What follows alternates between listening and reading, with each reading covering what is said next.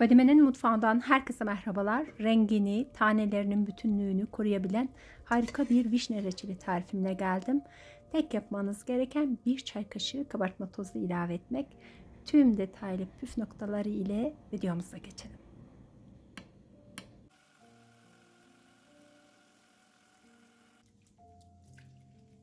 Reçelimin hazırlığı için akşamdan başlıyorum. Önce 1 kilogram vişneleri 3-4 su yıkıyorum. Ardından süzgece alıyorum. Çöpleriyle birlikte yıkadım. Bu çöpleri de kurutup kışa çay olarak tüketmek için kullanacağım.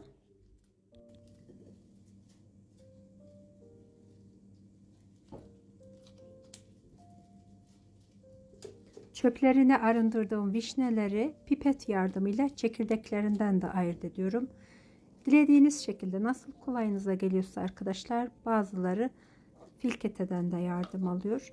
Pipeti şöyle batırdığınızda çekirdeği pipet vakum gibi çekiyor.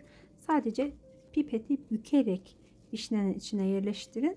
Bu şekilde çekirdekleri vakumluyor ve vişnelerin diğer taraflarında delik oluşmuyor. Bu şekilde denemenizi tavsiye ederim. Bakın çekirdekler çıktı. Bunlardan da meyve suyu hazırlayacağım. Çekirdekleri de ziyan etmiyorum.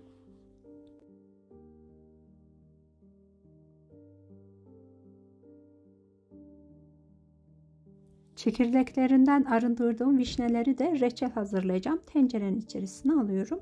Üzerine 2 su bardağı toz şeker ilave ediyorum.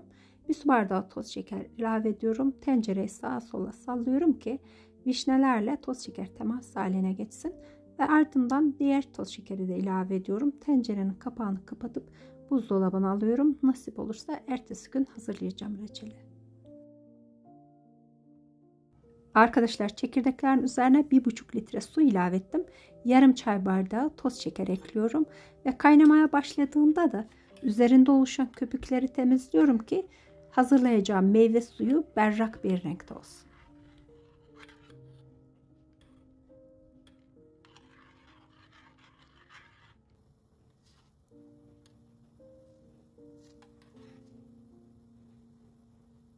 Kaynama başladığında 1 dakika kaynatmam yeterli oluyor. Ocağı kapatıyorum ve sürahinin içerisine süzgeçle süzüyorum. İçerisine de 3-4 tane karanfil ekliyorum. Meyve suyum hazır. Ertesi gün dolapta bekletmiş olduğum vişneleri ocağın üzerine alıyorum. Ocağın altını yakıyorum. Ara ara tenceremi sallayarak şekerin erimesini sağlıyorum. Zaten sıcağın etkisiyle şeker hemen erimeye başlayacak arkadaşlar. Ve reçel yapımına başlıyoruz.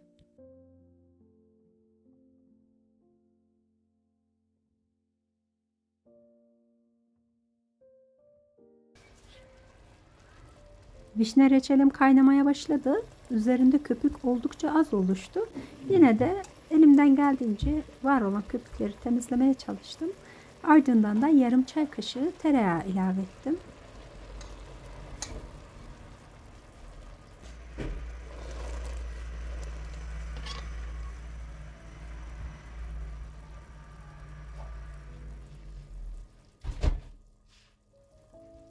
Arkadaşlar, reçelim ocağın en büyük gözünde kısık ateşte 15 dakika oldu kaynayalı ve 1 çay kaşığı kabartma tozu ilave ediyorum.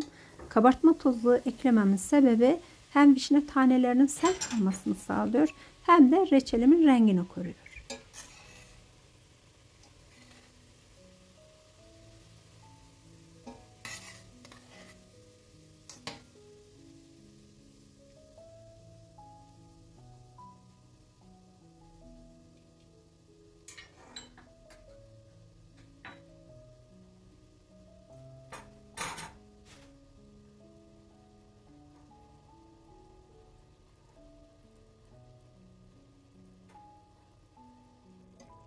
Reçelim 25 dakika vişnelerle beraber kaynadı. Artık içindeki taneleri genişçe bir tabağın içerisine alabilirim. İçinde var olan vişneleri genişçe bir tabağın içerisinde alıyorum. Ve bu işlemden sonra da tabağın içinde, vişnelerin olduğu tabağın içinde biriken suyu da tekrardan reçelin içerisine süzdürüyorum ki o su reçelin suyuyla birlikte kaynamış olsun, kıvam almış olsun.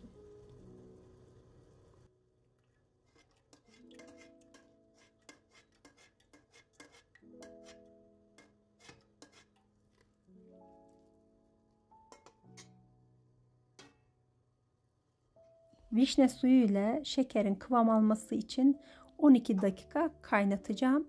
Arkadaşlar 10 adet ayva çekirdeğini ıslattım. Elimle sıkıştırdım. Böyle şekil aldı. Bu şekilde kesinlikle dağılma olmuyor. Bütün reçellerinizde kullanabilirsiniz. Ve ayva çekirdeklerimi de ilave ediyorum. 12 dakika daha ocağın en büyük gözünde kısık ateşte kaynamasını sağlıyorum.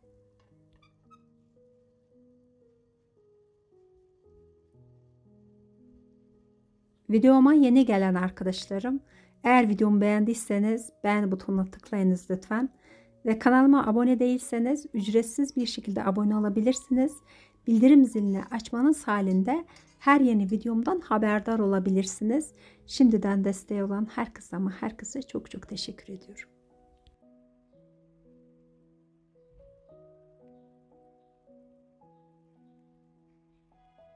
...12 dakikalık sürenin ardından soğutmuş olduğum tabağın içerisine bir çay kaşığı reçelin suyundan ilave ediyorum. Bakın görüyorsunuz damlaların yoğunluğunu. Kıvam almış demektir. Hatta şöyle parmağımla da bir yol geçiyorum. İki yol kavuşamıyorsa reçelimizin kıvamı olmuş demektir.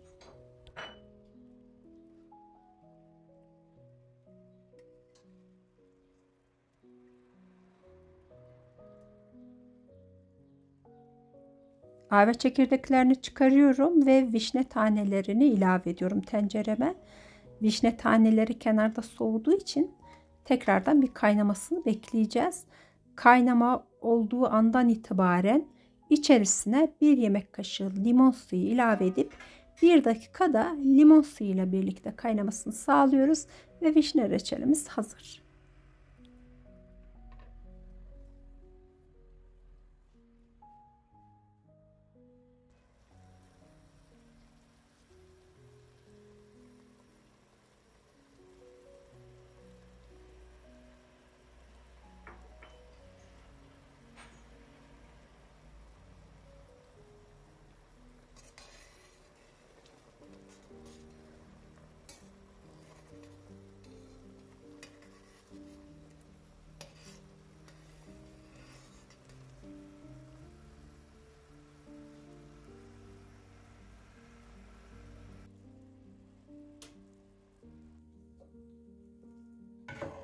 Vişne reçellerinizi kışa tüketmek için hazırlıyorsanız sıcak sıcak doldurduktan sonra kapakları sıkıca kapatıp ardından kavanozları ters çevirin ki vakumlansın. Eğer hemen tüketecekseniz bu işleme gerek yok.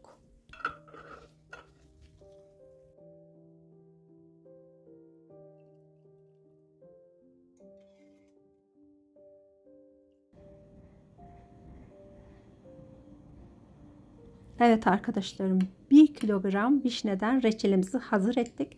Çekirdeklerini de değerlendirdik. 1,5 litre de meyve suyu hazırladım. Umarım sizler de denersiniz. Rengi, kıvamı oldukça güzel oldu. Bugünlük de Fadime'den bu kadar. Başka bir günde yeni bir lezzetle tekrardan görüşmek üzere. Sağlıcakla kalın. Hoşça kalın.